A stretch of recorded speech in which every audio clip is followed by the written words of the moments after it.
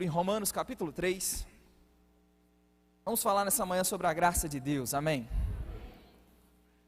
Romanos capítulo 3,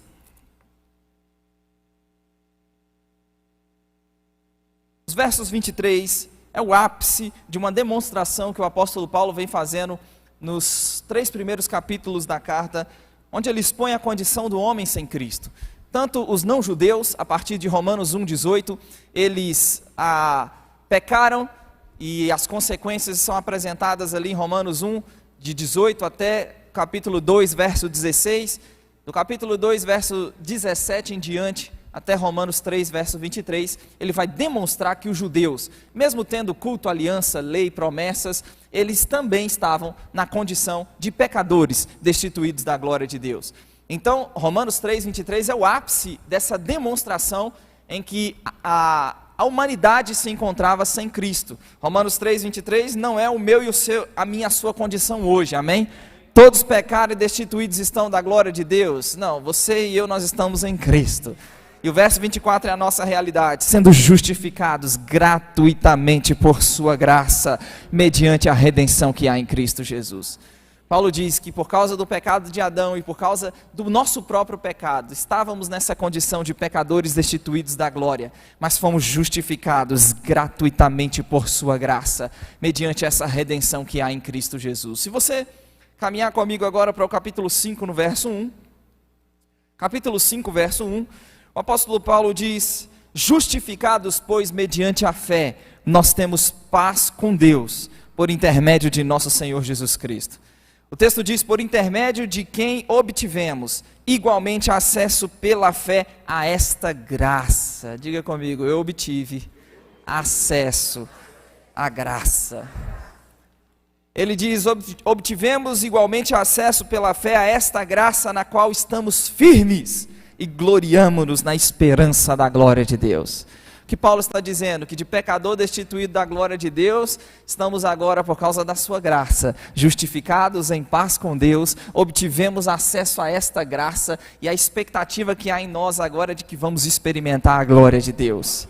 Capítulo 5 ainda, no verso 17, capítulo 5, verso 17, Paulo diz: se pela ofensa de um e por meio de um só reinou a morte, muito mais os que recebem a abundância da graça. Nós não só obtivemos acesso à graça, mas também recebemos de sua abundância sobre as nossas vidas. Os que recebem a abundância da graça e o dom da justiça reinarão em vida por meio de um só, a saber, Jesus Cristo. Pois assim como por uma só ofensa veio o juízo sobre todos os homens para a condenação, assim também, por um só ato de justiça, veio a graça sobre todos os homens para a justificação que dá vida. Não, você pode fazer uma boa confissão de fé comigo nessa manhã? Diga: sobre a minha vida veio a graça de Deus. Capítulo 5, verso 20. Capítulo 5, verso 20, Paulo diz: sobreveio a lei para que avultasse a ofensa, mas onde abundou o pecado, superabundou a graça, a fim de que, como o pecado reinou pela morte, assim também reinasse a graça pela justiça para a vida eterna, mediante o nosso Senhor Jesus Cristo. Vamos lá: justificados pela graça, obtivemos acesso a esta graça, superabundou a graça de Deus sobre as nossas vidas, a graça reina pela justiça. Sabe, irmãos, de modo geral, a importância e o valor de uma doutrina, e quando eu digo doutrina, eu não falo de usos e costumes, doutrina é ensino, instrução, e de forma geral, o valor de uma doutrina, ela pode ser medido pela ênfase que a Bíblia dá àquele ponto específico. Então, se a Bíblia fala muito sobre aquilo, obviamente também deveríamos falar muito sobre aquilo. Se Deus quis comunicar através de homens e mulheres que inspirou ao longo do tempo, se Deus falou muito sobre aquilo, nós deveríamos também considerar e falarmos muito sobre o tema. E quando falamos da graça de Deus, nós vemos a operação da graça por toda a Escritura. O que ela pode fazer é impressionante, sua abrangência é enorme, profunda, ampla e poderosa. Graça não é um assunto periférico nas Escrituras. Graça é a essência de quem Deus é. Graça é a base das ações de Deus a nosso favor.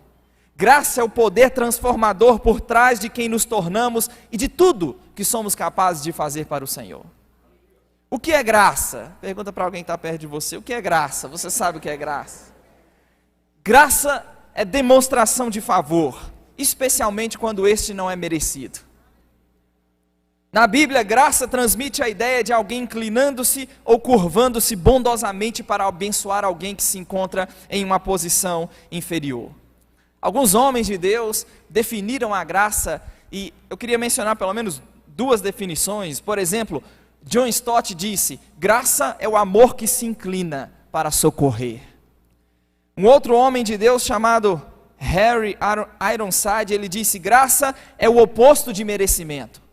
Graça não é apenas o favor imerecido, mas é o favor demonstrado por aquele que merecia exatamente o contrário. Uau!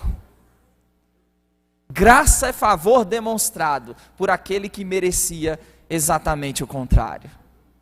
E quando nós falamos de graça, se a salvação fosse a única coisa, entenda com toda reverência e respeito a essa verdade, se a salvação fosse a única coisa que a graça de Deus tivesse feito por nós, nós já teríamos motivos suficientes para sermos gratos a Deus. Mas há muito mais envolvido. Como eu disse, ela, além de não ser um assunto periférico na Escritura, a sua abrangência é enorme, e o que ela pode produzir nas nossas vidas é impressionante. Para exemplificar isso, pense comigo na aplicação da eletricidade. O que proporciona esses ar-condicionados estarem funcionando nessa manhã? E graças a Deus, Deus abençoe, como diz a Willa, Deus abençoe a geração de quem inventou essa bênção. O que proporciona esses ar-condicionados estarem funcionando nessa manhã? Eletricidade. O que proporciona essas luzes iluminarem esse ambiente nessa manhã? Eletricidade. O que proporciona esse som estar ligado, produzindo a amplificação da minha voz? Eletricidade. O que proporciona você que está do outro lado aí da câmera, fazer com que essa transmissão chegue até você? Uma série de coisas, mas também a eletricidade. Da mesma forma, é a graça de Deus na Bíblia. E ela vai operar nas nossas vidas e produzir resultados diferentes à medida que nos rendemos a ela. Por exemplo, a Bíblia fala de graça para servir. Em 1 Coríntios capítulo 15, o apóstolo Paulo falando dele mesmo, Cristo apareceu para ele como que um nascido fora do tempo. Ele diz: eu nem mesmo sou digno de ser chamado apóstolo, porque persegui a igreja de Deus, mas ele diz: pela graça de Deus, eu sou o que sou. E a graça que me foi concedida não se tornou vã. Ele diz: antes trabalhei muito mais do que todos eles, falando dos outros apóstolos. Ele diz: todavia não eu, mas a graça de Deus comigo. Você vai encontrar graça na Bíblia para servir. Você vai encontrar graça na Bíblia para contribuir. Você vai encontrar graça na Bíblia, você vai encontrar os próprios dons, eles são resultados da graça de Deus. Romanos 12, o apóstolo Paulo fala de dons segundo a graça. Você vai encontrar na Bíblia graça que fortalece.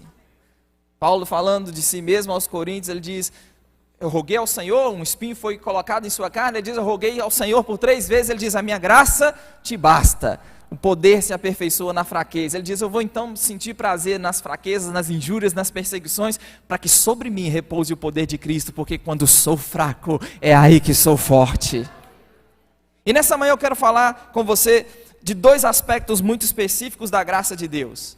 Porque quando você olha para a Bíblia, a graça de Deus, ela não está envolvida somente na nossa iniciação na família de Deus, mas também ela está presente para nos auxiliar, nos ajudar ao longo da caminhada. Então a Bíblia fala não só de uma graça que te salva, que me salvou, mas também uma graça para a santificação, uma graça para viver vidas produtivas, vidas santas, como Deus espera de nós. Então vamos lá, graça para a salvação. Efésios capítulo 2, você conhece bem o texto, capítulo 2 de Efésios, o pessoal vai colocar aqui. Se o pessoal, eu gosto sempre de dizer que essa transmissão, a projeção dos versículos aqui, é para quem está chegando, que não está familiarizado com a Escritura, ok? Mas você é bom, é importante que você tenha a sua Bíblia, se relacione com ela. Como o pastor Anderson disse, a gente espera, né, que você esteja lendo a Bíblia. Amém? Nem só de pão vai viver o homem, mas de toda a palavra que sai da boca de Deus. Paulo diz que deve habitar ricamente, não é só habitar, é habitar ricamente em nós a palavra de Cristo. Efésios 2:8, pela graça sois salvos, mediante a fé, e isto não vem de vós, é dom de Deus, não de obras para que ninguém se glorie. Somos salvos pela graça, não vem de nós, é dom de Deus. E Paulo deixa claro, não é pelas obras, não é pela nossa performance, não é pelo que conseguimos produzir por nós mesmos, é um dom de Deus. Em Tito capítulo 2, no verso 11, Tito capítulo 2, verso 11, a Bíblia diz, porquanto a graça de Deus, ela se manifestou salvadora a todos os homens. Em Tito ainda no capítulo 3, verso 7, o apóstolo Paulo diz a Tito, a fim de que, justificados por graça, nos tornemos os seus herdeiros, segundo a esperança da vida eterna. Salvos pela graça, justificados pela graça.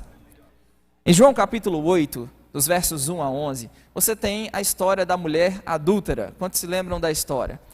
A Bíblia diz que de madrugada foram ter com Jesus e levaram uma mulher surpreendida em adultério. Fazendo-a ficar de pé no meio de todos, disseram, Jesus, essa mulher foi apanhada em flagrante adultério.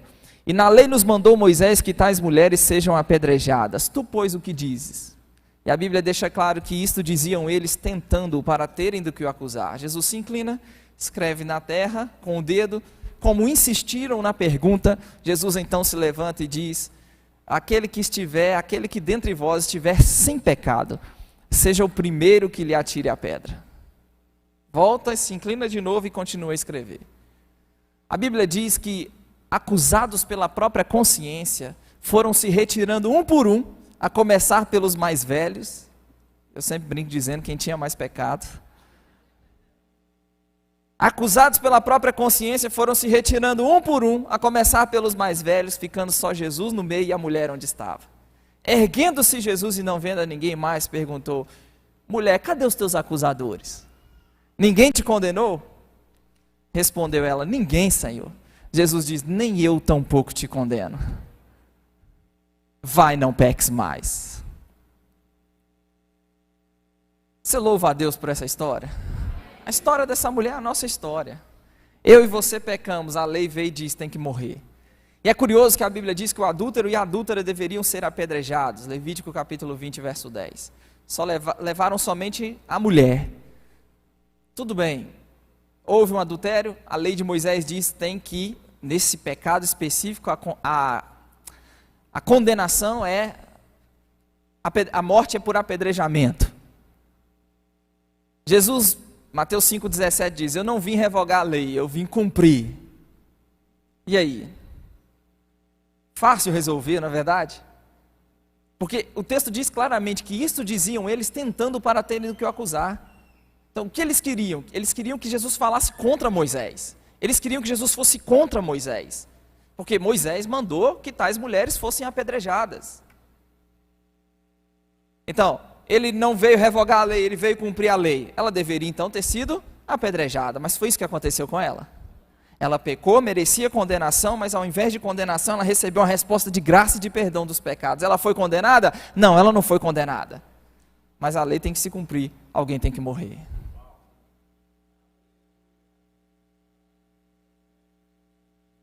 E Jesus, ao dar uma resposta, olha o tom da resposta de Jesus. Cadê, mulher, seus acusadores? Ninguém te condenou? Ninguém, Senhor, nem eu. Vamos lá, quem está comigo nessa manhã? Qual era a condição para atirar a pedra? Quem dentre vós estivesse sem pecado, seja o primeiro que lhe atira a pedra. Quem naquele rolo todo tinha o direito de atirar a pedra nela? Jesus. Cadê seus acusadores? Ninguém te condenou? Nem eu. Tampouco te condeno. O que isso significa? Se tem alguém aqui que tem o direito de te condenar, de te julgar, de atirar a pedra, sou eu. Mas o Filho veio ao mundo, não para que julgasse o mundo, mas para que o mundo fosse salvo por meio dele. Quem nele crê não é julgado. Ao Jesus dar uma resposta de graça e de perdão dos pecados àquela mulher, em outras palavras, ele está dizendo: eu assumo o seu lugar, a lei tem que ser cumprida, alguém tem que morrer a partir de agora, eu assumo o seu lugar. Você está livre da condenação, porque eu assumo o seu lugar, eu vou ser punido e julgado no seu lugar. A história dela é a minha, a sua história. Salvos pela graça, mediante a fé, isso não vem de vós, é um dom de Deus. Antes de você nascer, antes de você pecar, Deus já tinha feito provisão para o nosso pecado, para o perdão do nosso pecado, para a nossa aceitação em sua família. 1 Pedro capítulo 1, o texto diz no verso 18, 1 Pedro 1, 18, o texto bíblico diz: sabendo que não foi mediante coisas corruptíveis, como prata ou ouro, que fostes resgatados do fútil procedimento que vossos pais vos legaram, mas pelo precioso sangue, como de cordeiro sem defeito e sem mácula, o sangue de Cristo. Irmãos, olha que coisa preciosa, fomos resgatados pelo precioso sangue de Cristo. Aí ele diz: conhecido com efeito, antes da fundação do mundo. Para e pensa um pouco nessa declaração. O sangue precioso que nos resgatou foi conhecido antes da fundação do mundo, porém manifestado no fim dos tempos, por amor de vós, que por meio dele tendes fé em Deus, o qual o ressuscitou dentre os mortos e lhe deu glória, de sorte que a vossa fé e esperança estejam em Deus. Fomos resgatados por esse precioso sangue, como de um cordeiro sem defeito e sem mácula, o sangue de Cristo, conhecido com efeito antes da fundação do mundo. Irmão, se é conhecido, ou se o sangue foi conhecido com efeito antes da fundação do mundo, foi antes da criação do próprio cosmo, do próprio homem, antes do homem pecar. E eu sei que é meio difícil lidar com esse tema, lidar com esse assunto, lidar com um texto como esse, mas a grande verdade é que antes mesmo do homem pecar, Deus já tinha um plano resgatador, já havia no propósito eterno do nosso Deus, já havia um plano de resgate, de redenção, de justificação, de perdão para os pecados. O sangue foi conhecido com efeito antes da fundação do mundo. E ao ouvirmos a palavra da graça, o evangelho da nossa salvação, nós cremos nele, fomos selados com o Espírito Santo da promessa. Então a Bíblia diz e deixa claro que há uma graça para a salvação. E a grande verdade é que a redenção que recebemos de Deus, para que ela pudesse verdadeiramente ser chamada de graça, deveria ser baseada na benevolência, na boa vontade, no amor e na generosidade do nosso Pai. Se Ele tivesse nos salvado porque nós merecíamos, ou porque tínhamos esse direito, o socorro que Ele providenciou deixaria de ser graça. É graça porque é baseada no que Ele fez em Cristo por nós. A graça para a salvação, Tony Cook, eu sei que nós vamos ter que fazer mais pedido desse livro, mas Tony Cook diz nesse livro que a graça para a salvação é o poder e a habilidade de Deus para nos justificar, perdoar os nossos pecados e nos fazer novas criaturas em Cristo Jesus. A graça para a salvação é o poder e a habilidade de Deus que não nos deixou perdidos. A graça para a salvação é a transferência do perdão de Deus. A graça para a salvação é o amor resgatador. Ele não nos deixou, irmãos, Ele não nos deixou naquela condição em que nós estávamos, inscrito de dívida que constava contra nós, que nos era prejudicial. Ele, pelo contrário, por sua graça, Ele removeu inteiramente na cruz. A graça para a salvação é a transferência do perdão de Deus. A graça para a salvação traz misericórdia e perdão ao pior dos pecadores. Irmãos, não tem ninguém que não esteja fora do alcance da graça de Deus. Não há ninguém que não possa ser alcançado por essa graça.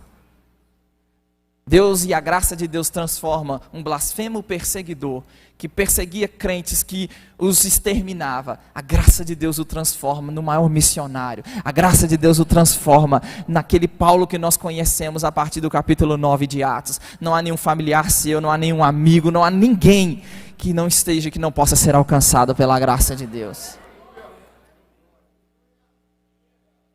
Essa graça que nos salva, essa mesma graça continua atuando na nossa vida, na nossa caminhada, nos auxiliando, nos fortalecendo, nos socorrendo para vivermos vidas que agradam a Deus.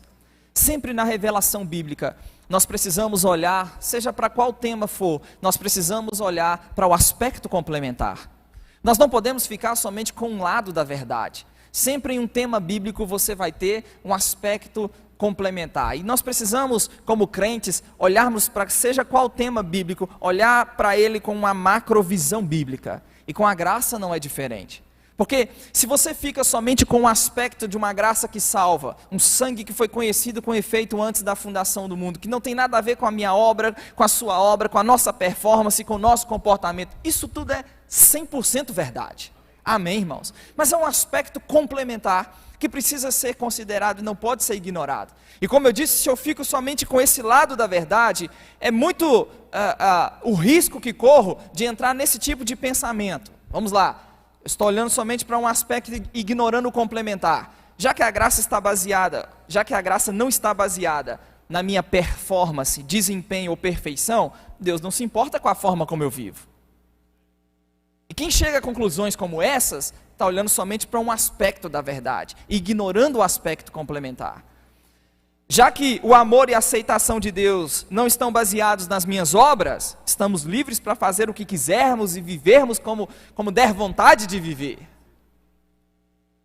Já que Deus nos vê apenas em Cristo, o meu comportamento não traz qualquer consequência.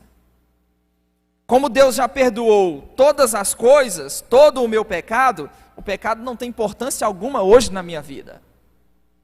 E quem pensa dessa forma, pensa assim porque ignorou o aspecto complementar. E como eu disse, nós precisamos olhar para a nossa identidade, o que nós somos em Cristo, tendo como raiz a graça de Deus. Amém? Mas também nós precisamos olhar para o nosso estilo de vida. Porque a Bíblia ela fala da nossa raiz, a nossa identidade, mas ela também fala da resposta que a vida prática precisa dar, àquilo que é a nossa realidade. A Bíblia fala da nossa posição em Cristo, justos, em paz com Deus, não mais pecadores destituídos da sua glória, amém, gente? Mas ela também fala da nossa conduta, amém? Deixa eu te mostrar isso na prática. Romanos capítulo 5 de novo, vá lá comigo naquele texto. Capítulo 5 termina com uma declaração surpreendente. Capítulo 5, verso 20. O texto diz... Pessoal, podia dar uma pausa aí nesse relógio de vez em quando? 5:20, acharam comigo? O texto diz, sobreveio a lei para que avultasse a ofensa. Ele está falando da lei de Moisés, que não tinha o propósito de justificar o homem. Amém, irmãos? Que só ressaltou, destacou ainda mais a transgressão do homem, ok? A justificação não era resultado da obediência do homem à lei. Em outras palavras, era isso que o apóstolo Paulo está reiterando que ele já havia falado lá no capítulo 3. Então ele diz, sobreveio a lei para que avultasse a ofensa, mas onde abundou o pecado, superabundou a graça. Agora olha o 21 como é impressionante, a fim de que, como o pecado reinou pela morte, o pecado reinou pela morte. Então vamos lá, o homem pecou, experimentou a morte, o pecado estabeleceu o seu domínio, o pecado reinou pela morte. Ele diz, assim também reinasse a graça pela justiça para a vida eterna mediante o nosso Senhor Jesus Cristo. Qual é a linha de raciocínio e a inspiração bíblica? Qual é a mensagem? Se onde abundou o pecado, superabundou a graça. Se onde o pecado abundou, o texto diz, o pecado reinou, a graça superabundou. Então o que reina hoje não é o pecado mais. Uma vez que a graça superabundou, o que reina não é o pecado, o que reina hoje é a graça, por causa da justiça. O que é a justiça? É Jesus o inocente, indo na cruz no meu e no seu lugar. Ele vai à cruz no meu e no seu lugar, para estabelecer não mais o domínio e a autoridade do pecado, pelo contrário, para romper qualquer autoridade e domínio do pecado sobre a raça humana. Ao ir na cruz, ele estabelece uma nova era, ele estabelece um novo tempo, ele estabelece agora um reinado, onde é a graça que reina. É a graça que reina, e o fim de tudo isso é a vida eterna. Se eu estou aqui, escravo do pecado, eu preciso reaprender a viver à luz dessa nova condição que está disponível. Vamos lá, a abolição da escravidão no Brasil se deu com A Lei Áurea 13 de maio de 1888. É isso aí, a turma boa de história. 13 ou 14, eu sempre me confundo. 13 de maio de 1888. O documento foi assinado garantindo a libertação dos escravos. No dia seguinte, legalmente falando, quantos escravos haviam no país? Legalmente falando. Não estou falando de experiência. Legalmente falando, nenhum. Concorda comigo? Os senhores disseram, estamos arruinados, acabou o nosso domínio e autoridade sobre eles. Mas alguém disse, vamos esconder deles a verdade. Porque se escondermos deles a verdade, eles nunca serão livres. Eles continuarão a viver como escravos. Mas alguém disse, não podemos, e obviamente nós estamos falando de um tempo onde a informação não corria com tanta velocidade como corre hoje. Não podemos esconder a verdade, mas vamos fazer com que eles a entendam errado. Um dia, em algum outro momento futuro, eles serão livres. E aí continuaremos a manter o nosso domínio sobre eles. Mas um escravo descobre a notícia. E ao descobrir a notícia, ele diz, eu sou livre. E ao descobrir que é livre, ele vai agora, muito tempo vivendo na escravidão, agora que descobriu que está livre, um documento foi assinado, alguém garantiu a sua libertação, ele vai reaprender a viver à luz da sua nova condição.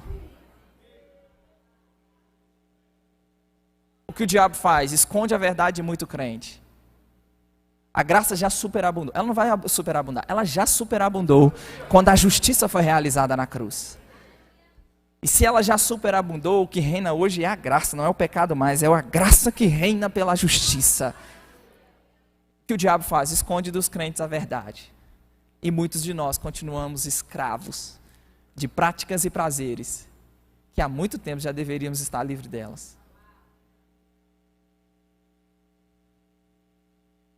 Mas aí o diabo não consegue esconder a verdade de um crente inteligente, que ao descobrir a verdade que está livre, liberto, que o que reina hoje é a graça sobre a vida dele, ele diz para o pecado, não, você não reina mais sobre a minha vida, você não me controla mais, você não é mais o meu Senhor, eu não preciso ser mais escravo de você, eu não preciso andar mais dessa forma, eu não preciso pensar dessa forma, eu não preciso me submeter aos prazeres. Crente inteligente, que calculou bem o negócio. O diabo diz, vamos fazer com que eles entendam errado então. Não tem como esconder, vamos fazer com que entendam errado. E ficar adiando para a eternidade. Que já é uma realidade no tempo presente. Você entra para o capítulo 6, Paulo vai dizer, aspecto complementar, aspecto legal, aspecto comportamental. Como deve ser a vida desse que foi pela graça justificado, que recebeu a abundância dela, que obteve acesso pela fé a esta graça e nela está firme. Como é a vida prática? Paulo diz, que diremos, pois permaneceremos no pecado para que a graça seja mais abundante? Vamos lá. Qualquer um ficaria tentado a pensar. É como se Paulo estivesse antecipando alguém que ficasse tentado a pensar dessa forma. Se onde abunda pecado, superabunda graça, vou continuar no pecado para que graça continue superabundando. Ele responde com um sonoro e enérgico, de modo nenhum. Como viveremos ainda no pecado, nós os que para ele morremos? Ou porventura ignorais que todos nós que fomos batizados em Cristo Jesus, fomos batizados na sua morte, fomos sepultados com ele na morte pelo batismo, para que como Cristo foi ressuscitado dentre os mortos pela glória do Pai, assim andemos nós em novidade de vida. Eu vou ler para você na NVT, esse texto na NVT, ele fica assim, claro que não, uma vez que morremos para o pecado, como podemos continuar vivendo nele? Ou, acaso vocês se esquecem de que quando fomos unidos a Cristo Jesus no batismo, nos unimos a Ele em sua morte? Pois pelo batismo morremos e fomos sepultados com Cristo. Assim como Ele foi ressuscitado dos mortos pelo poder glorioso do Pai, assim também nós podemos viver uma nova vida. Uma vez, verso 5 na NVT, Romanos 6, uma vez que a nossa união com Ele se assemelhou à sua morte, assim também nossa ressurreição será semelhante à dele. Olha os 6, irmãos. É para aplaudir de pé, como diziam os crentes antigos. Sabemos que a nossa velha natureza humana foi crucificada com Cristo, para que o pecado não tivesse mais poder sobre a nossa vida, e dele deixássemos de ser escravos, pois quando morremos com Cristo, fomos libertos do poder do pecado. Ele não diz seremos libertos do poder do pecado, ele diz fomos libertos do poder do pecado. Então essa graça, ela não só nos salvou, como também ela nos tirou. E um aspecto muito específico dessa salvação proporcionada pela graça de Deus, é nos tirar da escravidão do pecado. Romanos 6,14, o apóstolo Paulo diz, 6,14, porque a partir do verso 11 ele fala, nós, a responsabilidade que temos de não entregarmos os membros do corpo ao pecado. Por quê? Porque não somos mais escravos dele. Não vamos permitir o pecado reinar no nosso corpo mortal. Por quê? Porque dele não somos mais escravos. Então no 14 ele diz, porque o pecado não terá domínio sobre vós, porque não estáis debaixo da lei, sim debaixo da graça. Nós não estamos debaixo da lei. Na lei o pecado reinou. Nós estamos na graça que superabundou e que nos tirou da escravidão do pecado. Então vamos lá, a graça se manifestou salvadora a todos os homens, amém? E parte dessa salvação é nos tirar da escravidão, do domínio e do poder do pecado. Mas qualquer um nessa manhã, em sã consciência, reconhece que ainda tem fraqueza, que ainda tem que lidar com o pecado. Quem tem fraqueza? Até a glorificação dos nossos corpos, e é uma grande verdade que precisa ser encarada. Somos escravos do pecado? Não. Estamos livres da presença do pecado? Por enquanto não. Até a glorificação dos nossos corpos na vinda do nosso Senhor Jesus. Os mortos ressuscitarão, os vivos serão transformados. Até a vinda do nosso Senhor Jesus Cristo, nós teremos que lidar com fraqueza, com tentação. Teremos ainda que lidar com o pecado. A boa nova é que dele não somos mais escravos. E quando nos rendemos ao pecado, estamos voltando a um lugar de escravidão que Cristo nos tirou.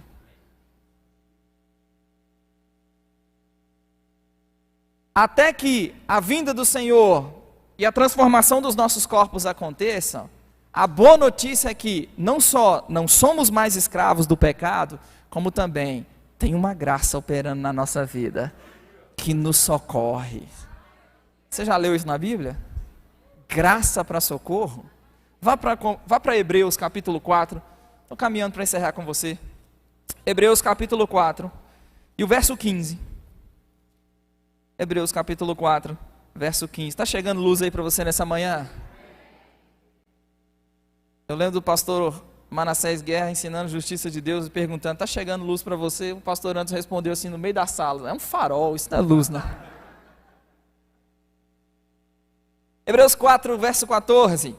Tendo, pois, a Jesus, o Filho de Deus, como grande sumo sacerdote que penetrou os céus, conservemos firmes a nossa confissão, porque não temos sumo sacerdote que não possa compadecer-se das nossas fraquezas.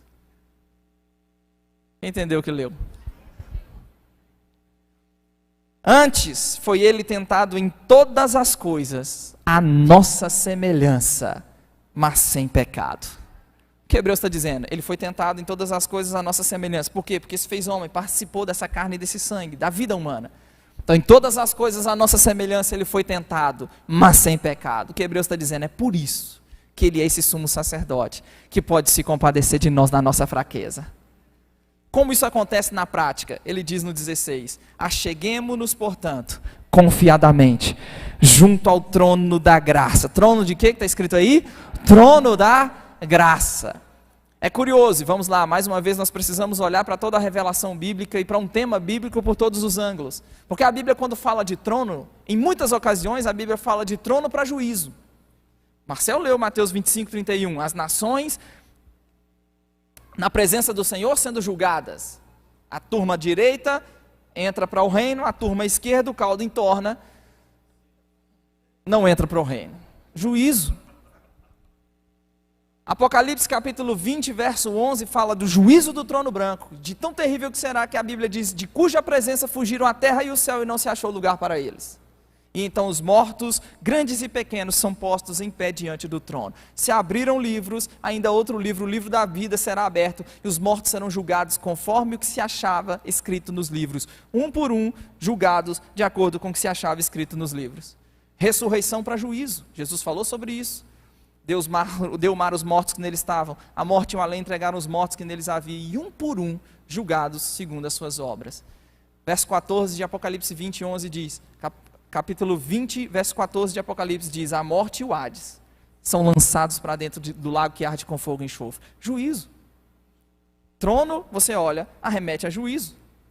Mas você olha para um texto como esse, o texto fala de um trono. Só que esse não é um trono de juízo, esse é um trono de graça.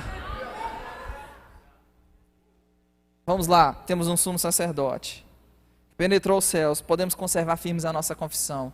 Ele em todas as coisas a nossa semelhança foi tentado, mas sem pecado. Aí Hebreus diz, você pode se achegar confiadamente a esse trono de graça. Para quê? Ele diz, a fim de receberdes, o que está escrito aí? Juízo? Condenação? Punição? Não, a fim de receberdes misericórdia e acharmos graça para socorro em ocasião oportuna.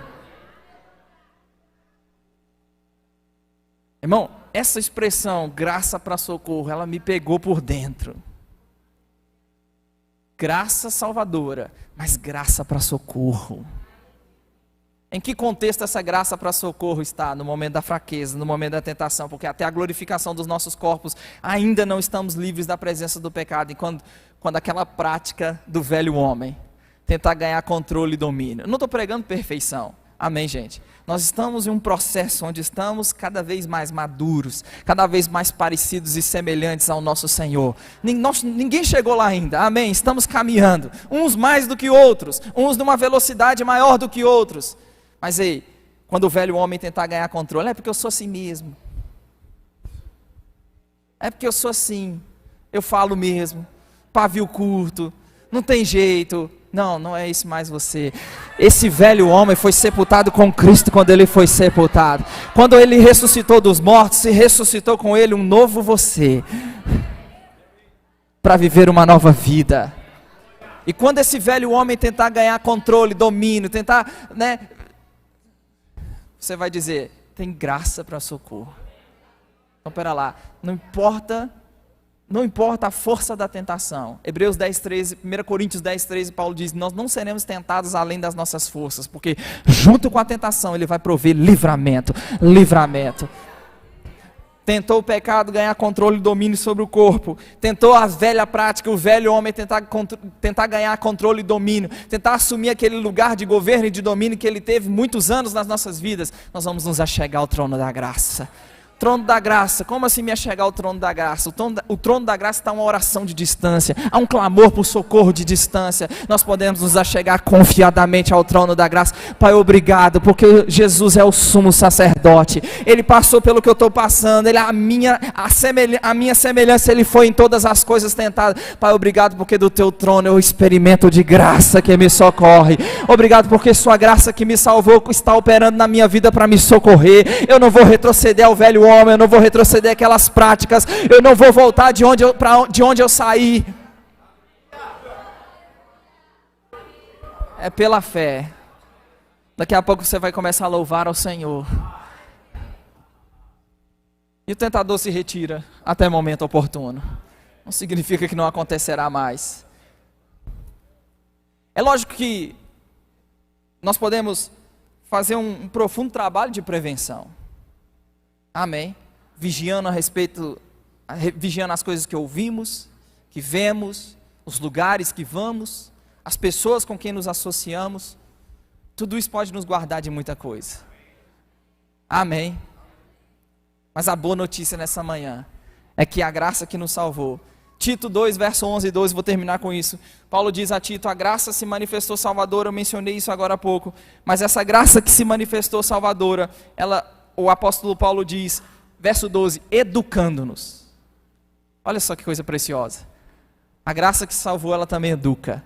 Ela educa a quê? Renegadas as impiedades e as paixões mundanas, vivamos no presente século, sensata, justa e piedosamente, aguardando a nossa bendita esperança, a manifestação do nosso grande Deus e Salvador Jesus Cristo.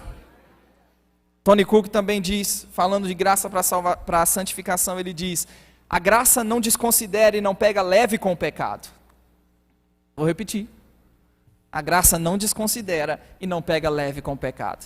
O mesmo Jesus que disse à mulher adúltera, vai, não, nem eu tampouco te condeno, também disse, vai, não peques mais. A graça nunca nos induzirá a uma vida desleixada, descuidada, impura ou pecaminosa. A graça é uma plataforma que nos impulsiona a uma vida de obediência à palavra de Deus. A graça nunca é uma permissão divina para fazer o que é errado. A graça é a capacitação divina para fazer aquilo que é certo. A graça nos treina e capacita a dizer não ao pecado, para nos erguermos acima de toda a carnalidade tão predominante neste mundo. A graça para a santificação nos guarda de sermos contaminados. A graça é o poder e a habilidade de Deus nos capacitando a vivermos vidas santas em um mundo corrupto. Você recebe essa palavra nessa manhã? Fica de pé comigo.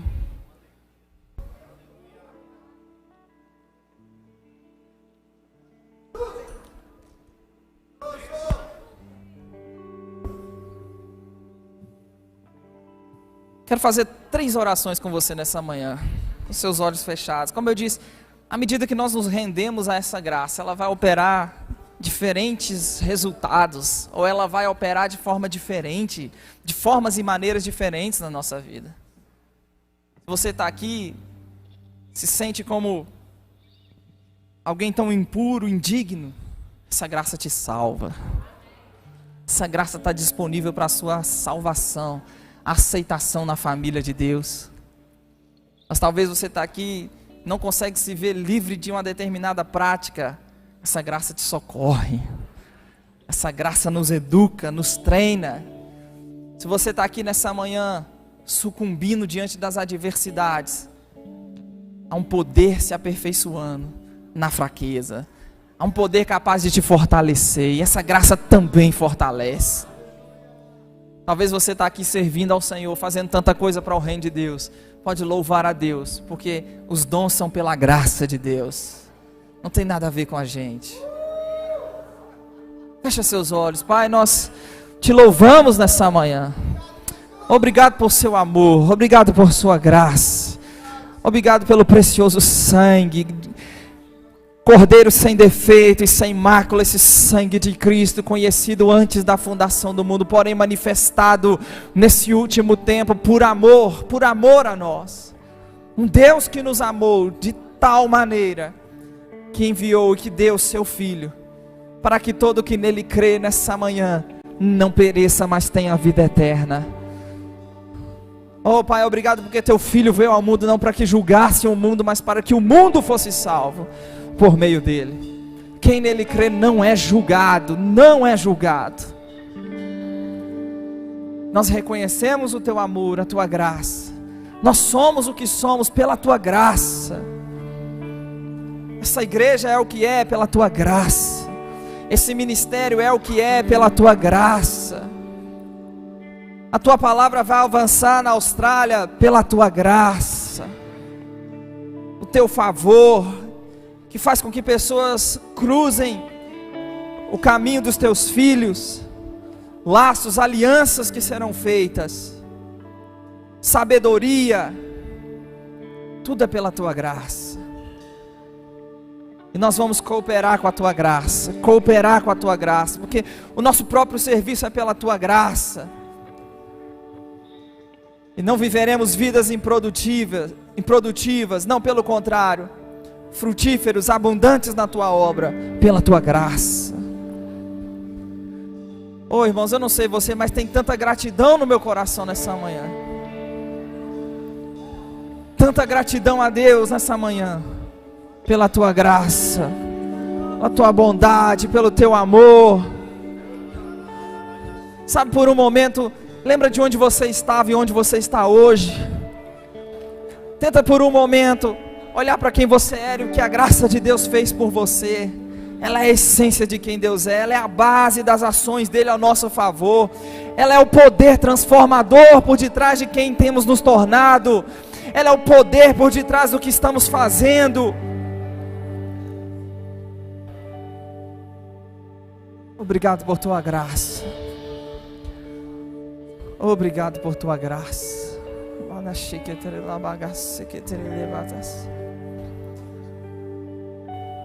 Obrigado por tua graça.